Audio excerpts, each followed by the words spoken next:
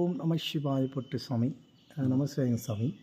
இப்படி நம்ம வந்து ஏஎம்எஸ் சன்ஸ்டார் பக்தி என்ற யூடியூப் சேனல் ஆன்மீகத்தை பற்றி நம்ம தெரிஞ்சுக்கொள்ள வந்திருக்கோம். திண்டுக்கல் மாவட்டம் சிறுமலை அகஸ்தியர்புரம் அகஸ்தியர் வெள்ளிமலை அடிவாரத்தில் அகஸ்தியர் சுவாமிகளுடைய நம்முடைய சுவாமிக்கு வந்திருக்கோம். நம்முடைய கலியுக அகத்தியர் சுவாமி ஜீவசமாதிக்கு நம்ம வந்திருக்கோம். இப்போ சுவாமிகிட்ட வந்து ஆன்மீகத்தை பற்றி நம்ம தெரிஞ்சுக்க போகிறோம். நமச்சிவாய சுவாமி. சுவாமி, இப்போ இருக்கிற நம்முடைய மனிதர்கள் ஆன்மீகத்தை பற்றி அவங்களுக்கு ஒரு தெளிவுகள் கிடைக்க வேண்டும். அதுக்கான ஒரு விளக்கங்கள் நீங்கள் தரலாம் சாமி. இப்போ என்ன விளக்கம் தேவை? ஒரு மனிதன் வந்து ஆன்மீகத்தில் வர்றாங்க. ஃபஸ்ட்டு அவங்களுக்கு புரிதல், அதுதான் முழு அதை எப்படி வழிமுறைகள், ஆன்மீகம்னா என்ன, இதை அவருக்கு கற்றுக்கணும், தெரிஞ்சுக்கணும். அவர் இங்கே வந்து ஏதோ கோயிலுக்கு போகிறோமா, சாமி கும்பிட்டோமோ அப்படின்னு போயிடுறாங்க அவங்க. ஒரு சிலர் சாமிக்கு நாம் எதை செய்யணுமோ இல்லை அவங்க முறைப்படி சில விஷயங்கள் குருக்கிட்ட தெரிஞ்சுக்கணும். அந்த வழிபாடு முறையில் இருக்கிற சுவாமிகிட்ட போய் நம்முடைய வாழ்க்கையில் இருக்க பிரச்சனைகளை பற்றி இறைவன்கிட்ட நம்ம சொல்கிறோம். அதுக்கான சில பரிகாரங்கள் செய்யப்படணும். சிலர்கள்லாம் இந்த ஜோதிடர்கள்லாம் சொல்லப்படுகிறாங்க, உங்களுக்கு இந்த பிரச்சனைகள் இருக்குது, அந்த பிரச்சனையை சரி பண்ணுங்க அப்படிங்கும்போது சிலர் பணத்துக்காக அதை செயலில் கொண்டு போயிடுறாங்க. அப்போ வந்து ஆயிரக்கணக்கான அப்படி ரூபாக்கள் வந்து செலவாகி இதை கொடுத்தா நாங்கள் சரி பண்ணி கொடுப்போம், எங்களுடைய பூஜைக்கு வந்து இவ்வளோ செலவாகும் அப்படின்ட்டு ஒரு ஊதியத்தை, பணத்தை அவங்கள்ட்ட பெற்றுருவாங்க. சிலர் நல்ல விஷயங்களாக அதை பயன்படுத்துகிறாங்க, சிலர் வந்து தவறாக அதை வருமானத்துக்கு தகுந்த மாதிரி அப்படியே பயன்படுத்திட்டு போயிடுறாங்க சாமி. அப்போ அந்த மனுஷனுக்கு வந்து அதிகமான மக்கள் வந்து பணம். அப்போ பணத்துக்காக எல்லா வேலையும் பண்ணுவாங்க, எந்த வேலை வேணாலும் பண்ணுவாங்க. அதாவது எல்லா ஆளுகளும், ஒரு ஆளும் இல்லை, கவர்மெண்ட்டில் ஆனாலும் சாதாரண ஆளுகளும் ஏழைகள் ஆனாலும் எல்லா ஆளுகளும் இந்த வேலை பார்க்கும் பணத்துக்காக ஆசைப்பட்டு. இப்போது ஆன்மீகம் சொன்னால் நமக்கு இப்போது பசிக்குது, சாப்பாடு வேணும், சாப்பிடணும். என்ன சாப்பாடு சொல்கிற விஷயம். எல்லா சாப்பாடும் இப்போ என்ன எப்படி சொல்ல வர சொன்னால், இந்த கறி வகைகள், முருங்கைக்காய், இது மாதிரி பொருள்கள் எல்லாம் வந்து ஒரு மிதமாக படிக்கிற பிள்ளைகளுக்கு கொடுத்தா அவங்களுக்கு உணர்ச்சிகள் அதிகம் வரும். எங்கே வேணால் கட்டலாம். அப்போது அவங்களுக்கு வந்து உணர்ச்சி வந்து என்ன ஆகும் சொன்னால், அவங்களுக்கு புருஷன் பொண்டாட்டி கிடையாது. அப்போ என்ன ஆகும் சொன்னால், பக்கத்தில் படிக்கிற பிள்ளைகளை லவ் பண்ண ஸ்டார்ட் பண்ணும். அப்படியே எனக்கு கூட்டி வந்துட்டுருக்கு இப்போ ஒரு ஒன்று. அப்போ என்ன பண்ண சொன்னால், அவங்களுக்கு அறிவு தான், அதாவது வந்து படிப்பு தான் தேவை. படிப்புக்கு தகுதியான அறிவு, மூலிகை, அதுக்கு தகுதியான சாப்பாடு கொடுத்தா அந்த வேலை செய்யும். என்ன சாப்பிட்றோம் அதை பொறுத்து வேலை செய்யும். இனி ஆன்மீகம் சொல்கிறது கட்டப்பா கட்டும் என்ன அப்போ அப்போ இதேபடியே வந்து கடவுள் சொல்லும்போது ஹிந்து சனாதன தர்மம் இதோட ஆதியோட பேர் சிவன். அப்போ அப்படி இருக்கும்போது 33 கோடி தேவதை அப்படி சொல்லும் வச்சுக்கோங்க. அப்படி சொல்லும்போது எந்த கடவுள் நம்ம கும்பிட்றோனோ அதை பொறுத்து வேலை செய்யும். நமக்குள்ளே அதை பொறுத்து வேலை செய்யும். சிவனை கும்பிட்டா சிவன் சம்மந்தப்பட்டது, விஷ்ணு அதாவது வந்து நாராயணன் அவர் கும்பிட்டா அது சம்மந்தப்பட்டது, பிரம்மன் அது சம்மந்தப்பட்டது, லக்ஷ்மி அது சம்மந்தப்பட்டது, சரஸ்வதி அது சம்மந்தப்பட்டது, பார்வதி அது சம்மந்தப்பட்டது, கற்பசாமி, முனீஸ்வரன், அப்படி நிறைய இருக்குது. இது அப்புறம் இந்த இயேசு இருக்குது, அதில் வந்து அல்லா இருக்குது. இது எல்லாம் வந்து எது நம்ம கும்பிடுறோனோ அவங்களோட செயல்பாடு எப்படி இருக்கோ அதை பொறுத்து நமக்கு கிடைக்கும் நன்மையும் தின்மையும். இப்போது அதேபடியே ஜீவசமாதி சொல்லும்போது, இப்போ சாதாரணமான ஒரு சித்திகள் இருக்கிற ஆள் இருக்கும், இல்லைன்னா சேவை செஞ்ச அன்னதானம் போட்டு மக்கள்கிட்ட வாங்கிக்கிட்டு அன்னதானம் போட்டுக்கிட்டு சேவை செய்கிற அந்த சேவை அன்னதான சாமி இருக்கும். அப்போது சாமியார் அஷ்டமா சித்தி சொல்லும்போது நிறைய விஷயங்கள் நிறைய சித்திகள் தெரிஞ்சாலும் நிறைய விஷயங்கள் தெரிஞ்சாலும் அப்போ அவங்கள்ட்ட போனால் நிறைய விஷயங்கள் இருக்கும். அப்போ அவங்களுக்கு ஜீவசமாதி சொல்கிறது, அதாவது எப்படி சொன்னால், இப்போ உடம்பு இருக்கும்போது வந்து இந்த பல குச்சிகளை வச்சு கோடுகள் எல்லாம் போட்டு இது சேவனை செய்கிறதோ, நன்மைகள் செய்கிறதோ, தின்மைகள் செய்கிறதெல்லாம் இருக்கல. அதை வந்து அவனோட உடம்பு இருக்கிற வரைக்கும் மட்டும்தான் வேலை செய்யும். எப்படி அவனோட உடம்பு இருக்கிற வரைக்கும் மட்டும். ஆனால் கடவுளோட பவர், அதை சொன்ன பிரம்ம விஷ்ணு மகேஸ்வரன் சம்மந்தப்பட்ட பவரில் வந்து நமக்குள்ளே ஏற்றி வச்சால், அதாவது வந்து சிலைக்குள்ளே, கல் சிலைக்குள்ளே எப்படி சிவலிங்கத்துக்குள்ளே சிலைக்குள்ளே எப்படி நம்ம ஏற்றுறோனோ அதே எப்படி கொஞ்சம் கட்டு இல்லை அவரு தண்ணி கொண்டு வாங்க கட்டி தண்ணி யார் கருப்பசாமி மேலே யார் போட்டுக்கோங்க. சரி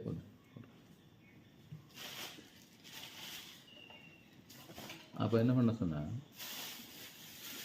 ஸோ என்ன சொன்னேன், அதாவது கல்லுக்குள்ள அந்த ஈர் கல்லுக்குள்ளே எப்படி சிலை, அதாவது சிலை சொல்ற கல் சிலை, அந்த அது கடவுள்.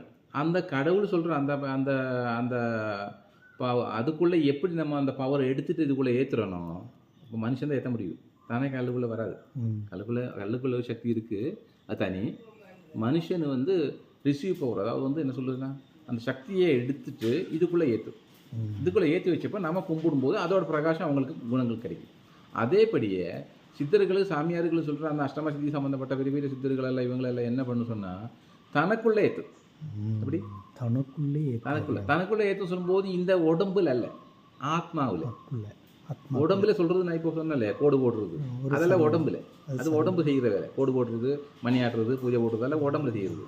ஆனால் அந்த பவர் வந்து அவங்களுக்கு எடுக்கிற பவர் வந்து எப்படி ஆத்மாவில் செய்யும். அந்த ஆத்மாவுக்கு அழிவு இருக்கா? ஆத்மாவுக்கு மரணம் இல்லை. அப்போ உடம்புக்கு மரணம் இருக்கல்ல. அதனால அவங்களோட உடம்பு விரும்பி அவன் ஆத்மாவை விரும்பி உடம்பு எங்கே வச்சிருக்கோ அந்த இடத்துல அந்த ஆத்மாவோட பவர் என்னப்படும், ரன்னிங் ஆகுது, அதாவது செயல்படும். அதனால அந்த இடத்துக்கு நம்ம போய் கும்பிட்டா வேலைகள் நடக்கும் சொல்கிறது.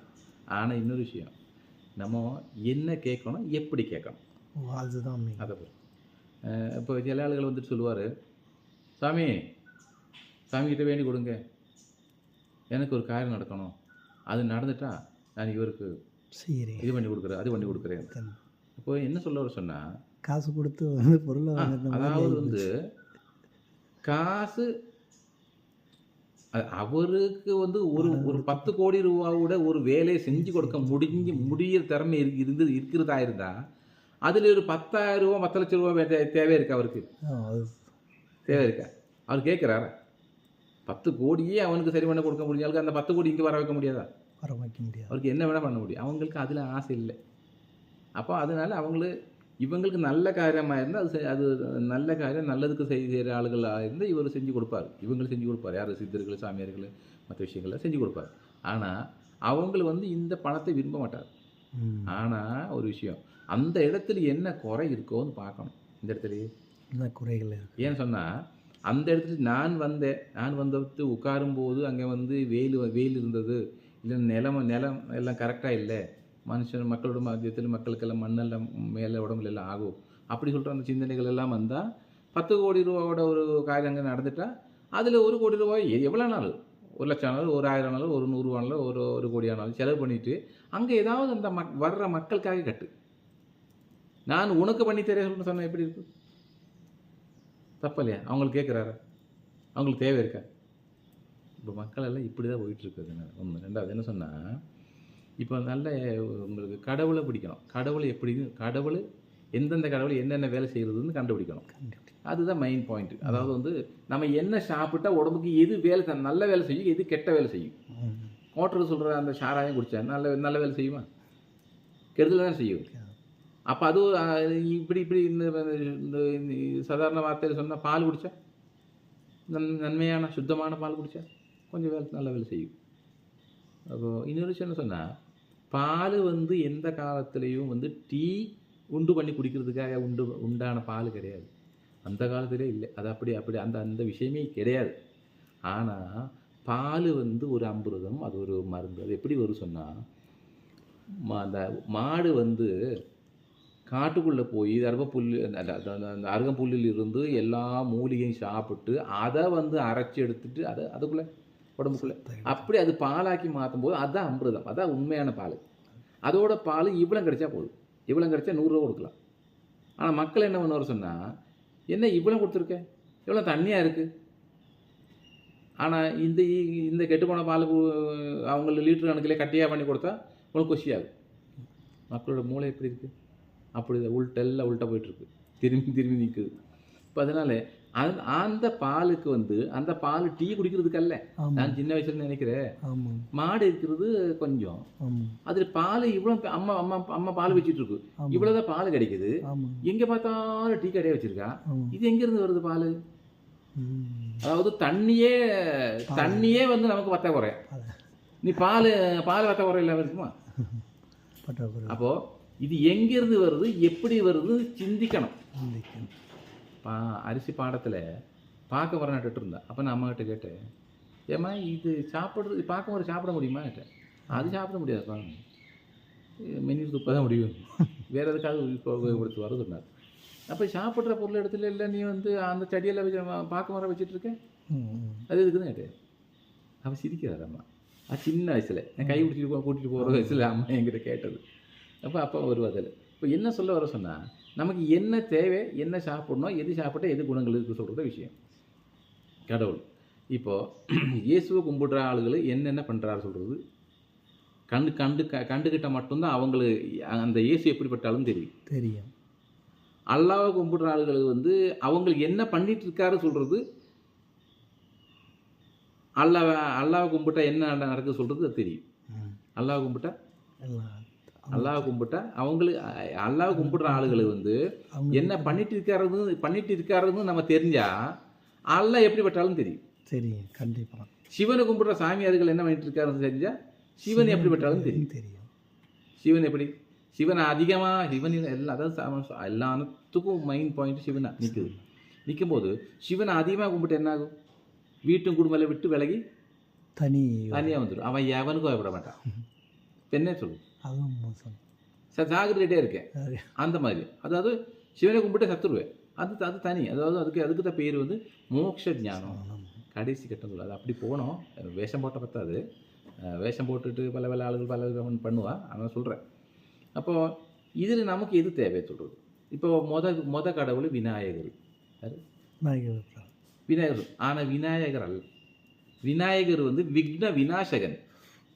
விக்ன விநாசகன் சொன்ன என்ன சொன்னால், ஒரு வேலை நம்ம ஸ்டார்ட் பண்ணும்போது ஃபஸ்ட்டு நம்ம கும்பிட வேண்டியது அந்த டைமில் கும்பிட வேண்டியது. இது மொத்தத்தில் மொத கடவுள் விநாயகர் மாற்றிருக்காரு. அப்படி கிடையாது. ஒரு விஷயங்கள் நம்ம செய்யும்போது, ஒரு புது வீடு கட்டும்போது, மற்ற ஏதாவது காரியங்கள் செய்யும்போது ஃபஸ்ட்டு நம்ம கும்பிட வேண்டியது விநாயகர். காரணம் சொன்னால் விக்ன விநாசகன். விக்னம் சொன்ன என்ன, நமக்கு எதுவும் தடைகள் வராமல் இருக்கணும்னு சொல்லிட்டு விநாயகர் கும்பிடுறோம். அதான் விக்ன விநாசகன். ஆனால் கடவுள் சொல்கிறது வந்து தனி இருக்கும். அதாவது வந்து சரஸ்வதி. என்ன சொல்ல வர சொன்னால், சரஸ்வதி சொல்கிறது வந்து அறிவு, ஞானம். அதாவது அனைத்து என்ன ஏதுன்னு எல்லாம் தெரிய வைக்கும்.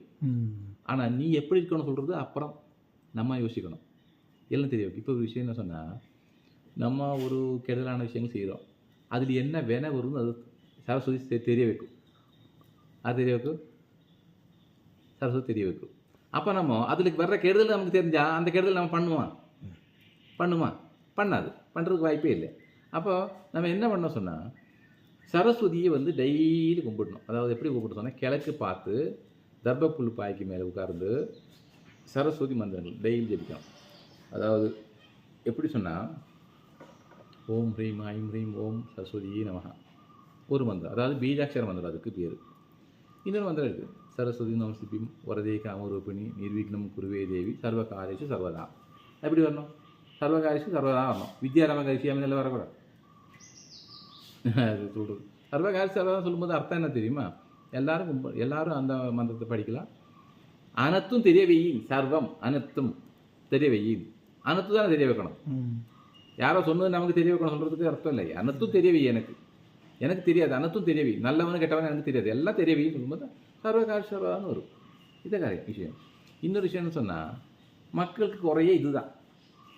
இப்போ சனாதன தர்மம், ஹிந்து, அப்புறம் ஆதிசிவன், இதெல்லாம் ஒரு பேர் இருந்தாலும் எங்கேயோ ஒரு இடத்துல அறிவை வந்து மறைச்சி வச்சுருக்கேன்.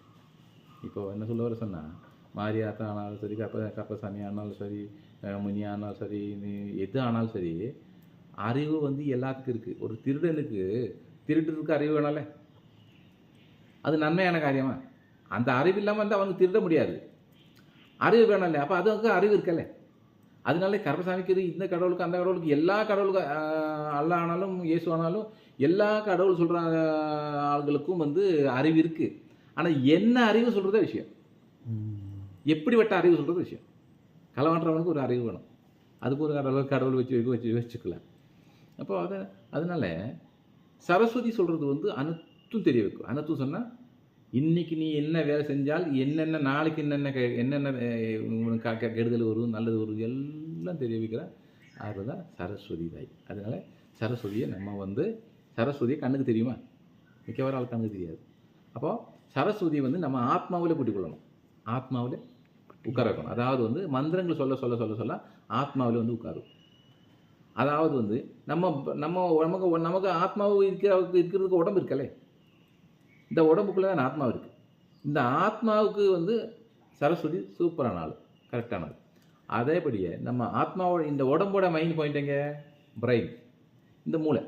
இந்த மூளைக்கு சரியான ஆள் வந்து சரஸ்வதி மூலிகை. அதாவது வந்து உடம்பு கண்ணுக்கு தெரியும், மூலிகை கண்ணுக்கு தெரியும். அதாவது சரஸ்வதி மூலிகை, அதாவது வல்லார கீரை. இப்போ சரஸ்வதி தாயை நம்ம வந்து தமிழில் சரஸ்வதினே கும்பிடுறோம். ஆனால் சரஸ்வதி மூலிகையே வல்லாரேன்னு பேர் மாற்றிருக்கோம். இப்போ எப்படி மக்கள் கண்டுபிடிக்கிறது? ரெண்டுக்கும் ஒரே பேர் போடணும், சரஸ்வதி மூலிகை. அதுவும் சரஸ்வதி.